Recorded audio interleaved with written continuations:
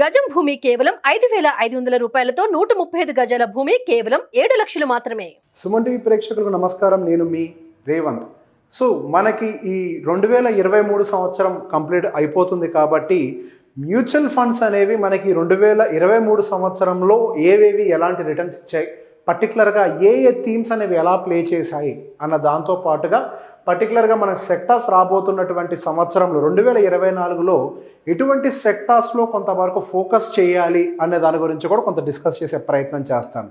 So మనకి particular investment అని చెప్పగానే అందరికీ తెలిసినటువంటి ఇన్వెస్ట్మెంట్స్ ఏంటండి? సహజంగా గోల్డ్లో ఇన్వెస్ట్ చేస్తారు కొంతమంది, లేదా రియల్ ఎస్టేట్లో ఇన్వెస్ట్ చేస్తారు, లేదా కొంతమంది కన్జర్వేటివ్గా ఉండే వాళ్ళు అయితే ఫిక్స్డ్ డిపాజిట్స్లో ఇన్వెస్ట్ చేస్తూ ఉంటారు. సో మనకి ఫిక్స్డ్ డిపాజిట్స్లో వచ్చేటువంటి రిటర్న్స్ అనేవి బేర్ మినిమం, అంటే 7 to 8% మించి పెద్దగా రిటర్న్స్ ఏమీ రావు. అదేవిధంగా గోల్డ్లో కనుక మనకి రిటర్న్స్ యావరేజ్గా చూసుకున్నట్లయితే సమ్వేర్ అరౌండ్ 9 to 11% అలా యావరేజ్గా, అంటే మనకి ఇయర్ ఆన్ ఇయర్ చూసినట్లయితే యావరేజ్గా మనకు ఓవరాల్గా ఇంత రిటర్న్స్ ఉంటూ ఉంటాయి. అదే పర్టికులర్గా రియల్ ఎస్టేట్లో కనుక గమనించినట్లయితే యావరేజ్గా మనకి మెట్రో సిటీస్ లాంటి వాటిల్లో అయితే 15% వరకు కూడా ఉంటుంది. కొన్ని నార్మల్ ఏరియాస్లో అయితే 11%, అంటే 11 to 15% యావరేజ్గా రియల్ ఎస్టేట్లో రిటర్న్స్ వస్తూ ఉంటాయి.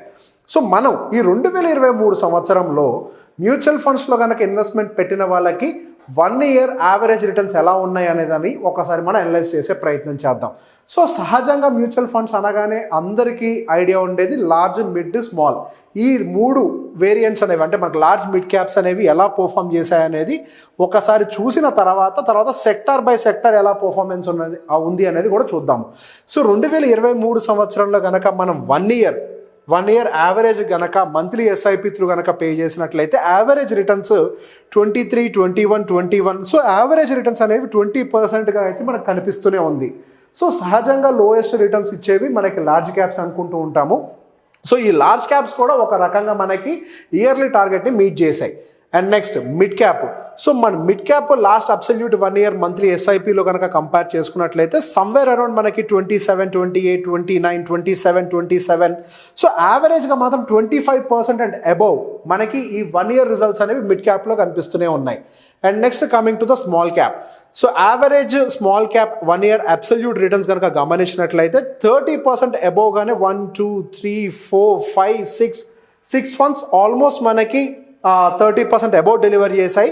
అండ్ మిగతా ఫండ్స్ కూడా 25% యావరేజ్గా అబోవ్నే డెలివర్ చేయడం అయితే గమనించాం. సో మనకి లార్జ్ క్యాప్ అయితే యావరేజ్ 20 మెయింటైన్ చేసింది. అండ్ మిడ్ క్యాప్ యావరేజ్ మనం సమ్వేర్ అరౌండ్ 27 and 28% యావరేజ్గా తీసుకోవచ్చు. Mid cap somewhere around average 25గా తీసుకుంటూ small cap somewhere around average of 27 and 28% రిటర్న్స్గా మనం గమనించవచ్చు. సో ఇప్పుడు మనం broader picture of large, mid and small చూసాం. అండ్ సెక్టార్స్ వైజ్గా పర్టికులర్గా ఎటువంటి సెక్టార్స్ అయితే కొంచెం బెటర్గా పర్ఫామ్ చేశాయనేది కూడా చూద్దాం. సో ఫస్ట్ వచ్చేసరికి మనకి బ్యాంకింగ్ సెక్టార్ బేస్డ్ ఫండ్స్. ఈ బ్యాంకింగ్ సెక్టార్ బేస్డ్ ఫండ్స్ కూడా మీకు యావరేజ్గా 18% అండ్ అబోవ్ ఇచ్చినటువంటి ఫండ్స్ చాలా ఉన్నాయి. సో మనకి when compare to large cap మనకి banking sector based mutual funds అయితే మీకు పెద్దగా రిటర్న్స్ అయితే జనరేట్ చేయలేదు.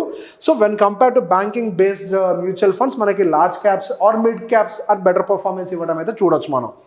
అండ్ నెక్స్ట్ వచ్చేసరికి technology based. So technology based mutual funds కూడా ఒక రకంగా ఈ సంవత్సరం పర్టికులర్గా పెద్ద రిటర్న్స్ అయితే జనరేట్ చేయలేదనే చెప్పాలి. సమ్వేర్ అరౌండ్ 17% అండ్ అబోవ్ యావరేజ్గా అయితే మనకు వచ్చినట్టుగా అయితే కనిపిస్తుంది. 17, 18 ఆ యావరేజ్ రిటర్న్స్ అయితే టెక్నాలజీ వైజ్గా కనిపిస్తుంది. మనకి infra.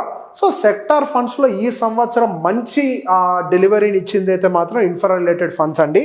Somewhere around 30% and above majority of the funds చూడండి, 30% అండ్ అబోవ్ డెలివరీ అయితే మనకి ఈ ఇన్ఫ్రా రిలేటెడ్, అంటే మనకు ఒక స్మాల్ క్యాప్ ఫండ్ తోటి ఈక్వలెంట్గా మనకి ఇన్ఫ్రా ఫండ్స్ అనేవి డెలివర్ చేశాయి. అంటే real estate based, building construction based companies అన్నీ కూడా ఈ ఇన్ఫ్రా థీమ్లో మనకి ఇంక్లూడ్ అయి ఉంటాయి అన్నమాట. అండ్ నెక్స్ట్ వచ్చేసరికి అండ్ కన్సంప్షన్ బేస్డ్, అంటే ఎఫ్ఎంసీజీ టైప్స్ అనమాట. మనకి ఇవి కూడా ఆల్మోస్ట్ 20%. అంటే ఇవన్నీ కూడా ఎలా ఉంటాయంటే మనకి లార్జ్ క్యాప్ తోటి ఈక్వలెంట్గా ఉంటాయి. ఈ పర్టికులర్గా మనకి ఈ కన్సంప్షన్ బేస్డ్ మ్యూచువల్ ఫండ్స్లో పెద్దగా డ్రాడౌన్స్ కూడా ఉండవు. అంటే ఏదైనా హెవీగా ఏదైనా రిసెషన్ వచ్చినా మార్కెట్ విపరీతంగా పడిపోతున్నటువంటి కండిషన్స్లో కూడా మనకి పెద్ద ఎత్తున డ్రాడౌన్స్ అంటే అదర్ సెక్టార్స్లో అదర్ ఫండ్స్లో ఉన్నటువంటి డ్రాడౌన్స్ అనేవి మనకి సహజంగా వీటిల్లో కనిపించవు. సేఫ్ డెలివరీకి వెళ్ళే వాళ్ళు వీటిల్లో కనుక ఇన్వెస్ట్ చేసిన వాళ్ళకి ఇటువంటి రిటర్న్స్ అయితే 18-19-20% రిటర్న్స్ అయితే మనకి ఈ సెక్టార్ డెలివర్ చేసింది. అండ్ నెక్స్ట్ వచ్చిన సెక్టార్ వచ్చేసరికి మనకు పర్టికులర్గా ఎనర్జీ బేస్డ్ సెక్టార్ కూడా ఈ సంవత్సరం మనకి లార్జ్ క్యాప్ తోటి ఈక్వలెంట్గానే 19-20% డెలివరీ ఇచ్చింది. And next pharma sector. So pharma sector కూడా ఒక రకంగా మనకి రిసెషన్ ప్రూఫ్ సెక్టార్ లాంటిదని చెప్తూ ఉంటాం మనము. సో ఈ సెక్టార్ కూడా ఈ సంవత్సరం ఒక మంచి రిటర్న్ అయితే అబ్సల్యూట్ రిటర్న్ 1 year మనకి absolute return 1 year 24-22. So 20 and above majority of the returns కూడా మనకి ఫార్మా సెక్టార్లో కనిపిస్తున్నాయి. ఒక రకంగా చెప్పాలంటే better than large cap. Market పడ్డప్పుడు లార్జ్ క్యాప్ కూడా పడిపోతూ ఉంటుంది, బట్ వాటికంటే కంపేర్ చేస్తే మనకి ఫార్మా సెక్టర్లో పెద్దగా డ్రాప్స్ ఉండవు. మనకు లాస్ట్ కోవిడ్ అప్పుడు కూడా చూసాం, అన్ని సెక్టర్స్ అండర్ పర్ఫామ్ చేస్తున్నప్పుడు కూడా pharma and particular FMCG sectors చాలా బాగా పర్ఫామ్ చేశాయి. అంటే పెద్దగా డ్రాడౌన్స్ ఏమీ లేకుండా, అంటే హ్యూజ్ వాలటాలిటీ ఉండకూడదు అనుకునే వాళ్ళు మేబీ ఇట్లాంటి వాటిని కూడా పిక్ చేసుకునే అవకాశాలు చూసుకుంటుండొచ్చు. అండ్ నెక్స్ట్ వచ్చేసరికి పిఎస్యు బ్యాంక్ సెక్టర్.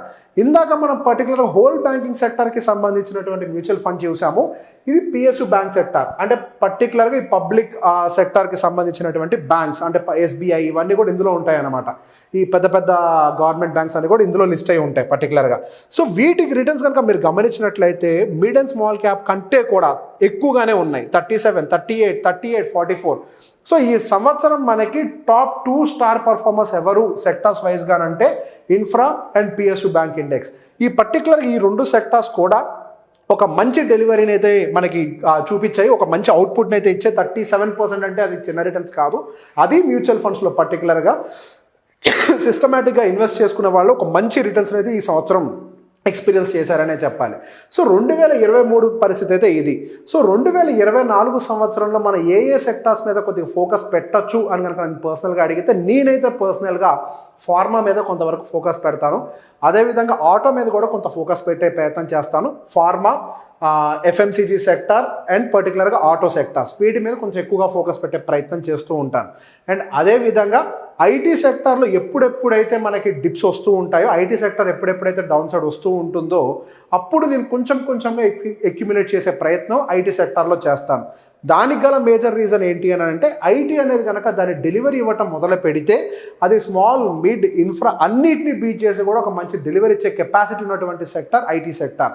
ఈ సంవత్సరం మేబీ ఐటీ సెక్టర్ బాగా రిటర్న్స్ ఇయ్యుండకపోయి ఉండొచ్చు, but down the line maybe ఇప్పుడు మనం మ్యూచువల్ ఫండ్స్ అని అంటే ఈ రోజు పెట్టి రేపు అనే దానికోసం కాదు, మనం ఒక 5 years, 10 years, 15 years లాంగ్ టర్మ్లో చూస్తూ ఉంటాం. కాబట్టి మేబీ ఈ లాంగ్ టర్మ్ పర్స్పెక్టివ్లో ఐటీ సెక్టర్లో కనుక ఇప్పుడు యాడ్ చేసుకుంటూ ఉంటే మేబీ ఒక 2 to 3 yearsలో మాత్రం ఒక మంచి రిటర్న్స్ ఇచ్చే అవకాశం నాకు ఐటీ సెక్టర్లో కూడా ఉంది. కాబట్టి ఆ డిప్స్లో ఉన్నప్పుడల్లా కొంటూ ఉంటాను. సో మళ్ళొకసారి రిపీట్ చేస్తున్నాను, పర్టికులర్గా ఫార్మా, ఎఫ్ఎంసీజీ అండ్ ఆటో వీటిల్లో డిప్స్ వచ్చినప్పుడల్లా తీసుకుంటాను. ఐటీలో మాత్రం అగ్రెసివ్గా కాకుండా కొద్దిగా అక్యుములేట్ చేసే ప్రయత్నం నేను పర్సనల్గా చేస్తాను 2024లో.